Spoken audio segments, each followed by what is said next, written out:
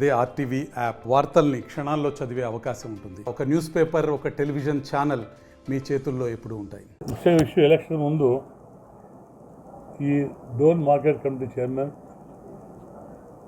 మూర్తి వైశ్య ఆయన మన పార్టీ చేరాడు. ఆయన పదవి వదిలిపెట్టి ఆ రోజు చంద్రబాబు సమక్షంలో మాట ఇచ్చాడు. తిరిగి మన గవర్నమెంట్ వస్తే తిరిగి నిండి చైర్మన్ చేసి చెప్పి అది మాట చెప్పాడు కాబట్టి మాట మీద నిలబడ్డాను. కానీ కొంతమంది నాయకులు ప్రకాష్ రెడ్డి అన్యాయం చేశాడు, బీసీకి వచ్చిన మార్కెట్ కమిటీ చైర్మన్ని మోసుకొచ్చాడని చెప్పి చెప్పడం జరిగింది. అది నేను చెప్పిన మాట కాదు, ముఖ్యమంత్రి గారు ఇప్పుడు సమక్షం జరిగిన మాట. అలా కూడా మేడ్చల్లో కూడా మన మద్రెడ్ స్వామి కూడా ముఖ్యమంత్రి మాట ఇచ్చారు. దాని మాట ప్రకారం నిలబెట్టి తప్పించి ఎక్కడ బీసీ అన్యాయం జరిగింది. దాన్ని క్లియర్ చేస్తే చెప్పాను, ఇది నా తప్పు కాదు, మేము మాట ఇచ్చాం, ముఖ్యమంత్రి మాట ఇచ్చాం కాబట్టి మాట నిలబెట్టామని చెప్పి అది చెప్పడం జరిగింది. నేను క్లారిఫై చేసాను. అదే కొత్త నాయకులు అన్యాయం చేసినట్టు బీసీకి అన్యాయం చెప్పి చాలా మంది నాయకులు నాకు కంప్లీట్ ఇచ్చారు. ఇట్లా కంప్లీట్ భయపడినాను.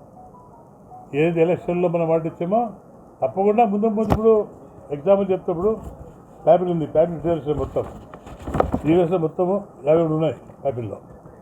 అందులో బీసీ 33 మందికి, ఎస్టీ 2, ఎస్సీ 4, వైశ్య 1, రెడ్డి 6, బలిజ 7, కమ్మ 2. అన్ని కులాలు సంబంధించిన ఎక్కువ బీసీ ఎస్సీకి ఇచ్చారు. ఎక్కడ ఒక కులం రావట్లేదు మొత్తం. అలాగే ఇది స్కూల్ స్వీపర్స్, ఇందులో మొత్తం 70లో 80% బీసీ ఉన్నారు, 20% ఎస్సీ ఉన్నారు. డీల్ చెప్పాను మీకు.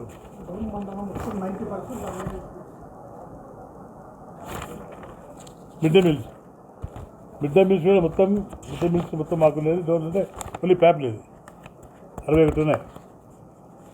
మెజార్టీ బీసీకి ఇచ్చాం, బీసీ ఎస్సీ ఇచ్చాం మెజార్టీ. అట్లా గోకుల షెడ్లు మనకు వచ్చి 50,000 వచ్చాయి. మనకు బీసీ 10 ఇచ్చాం, ఎస్సీకి 4, ఎస్టీకి 4, 1, ఓసీకి 5. ఫీల్డ్ అసిస్టెంట్స్ మొత్తం 30 ఉన్నాయి ప్యాపిల్లో.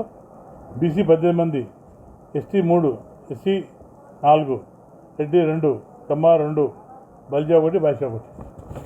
మీరు ఏది తీసుకున్నా కానీ అన్ని మొత్తం మన గవర్నమెంట్ వచ్చాక ఈ ఊళ్ళో డిస్ట్రిబ్యూషన్ కానీ అన్ని ఫీల్డ్ అసిస్టెంట్ కానీ అన్నీ కూడా ఎక్కువ ప్రాధాన్యత బీసీకి ఇచ్చాము. ఇవన్నీ కూడా గమనించకుండా లేనిపోయి నిందడానికి ప్రయత్నం చేస్తారు. దానికి భయపడే ప్రసక్తి లేదు. జనం నన్ను నమ్ముకున్నాను కాబట్టి నేను అన్ని కులాలతో కలుపుకుపోయేవాడిని.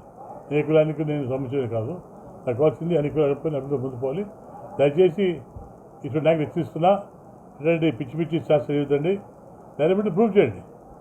నేను ఒకసారి పోయి అవసరం నాకు లేదు, నాకు కావాల్సింది అన్ని కులాలు కలిపి వ్యక్తులు. ఎందుకు నేను గతంలో పరమ సభ చేసిన 3 సార్లు ఎప్పుడు ఎక్కడ కులం చూపాను. నేను అన్ని కులాలు కలిపి పోయాను. నేను ఈరోజు డోన్లో మాత్రం ఒక చెడ్డ కల్చర్ ఉంది.